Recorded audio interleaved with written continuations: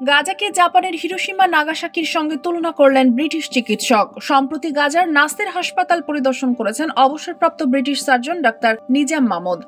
পরিদর্শনের পর তিনি গাজার পরিস্থিতি সম্পর্কে যুক্তরাজ্যের আন্তর্জাতিক ডেভেলপমেন্ট কমিটিকে অবহিত করেন।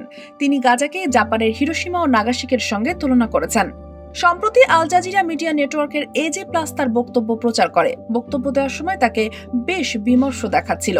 চারিদিকে ধ্বংসস্তূপ, মাইলের পর মাইল, ভবন ধ্বংস হয়ে মাটির সঙ্গে মিশে গেছে, কিছুই জন্মাচ্ছে না, কোনো মানুষ নেই, কেবল কিছু লুটেরা ছাড়া আশেপাশে আর কেউ গাজায় নেই। গাজায় অবস্থানকালে ড্রোনের শব্দে মানসিকভাবে ক্ষতিগ্রস্ত হয়েছেন বলেও জানান তিনি।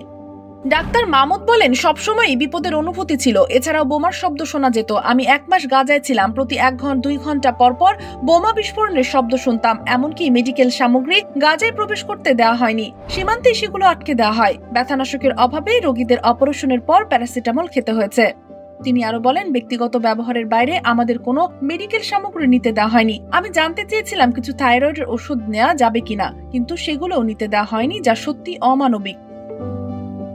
শুধু মেডিকেল সামগ্রী নয়, বেসামরিক মানুষদেরও আটক করেছে ইসরায়েল।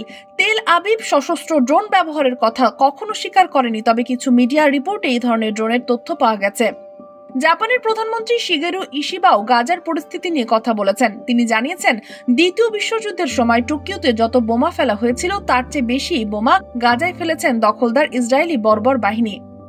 ফিলিস্তিনি শরণার্থীদের জন্য জাতিসংঘের সংস্থা UNRW এর স্বাস্থ্য পরিচালক শ্বেতা আকিহিরোর কাছ থেকে তথ্য পাওয়ার পর বৃহস্পতিবার 28 নভেম্বর ইশিবা এই মন্তব্য করেন।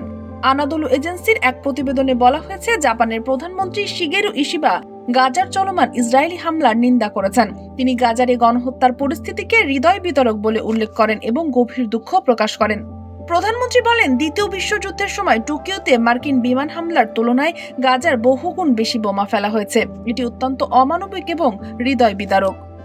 দেশ জগৎ ইন্টারন্যাশনাল ডেস্ক।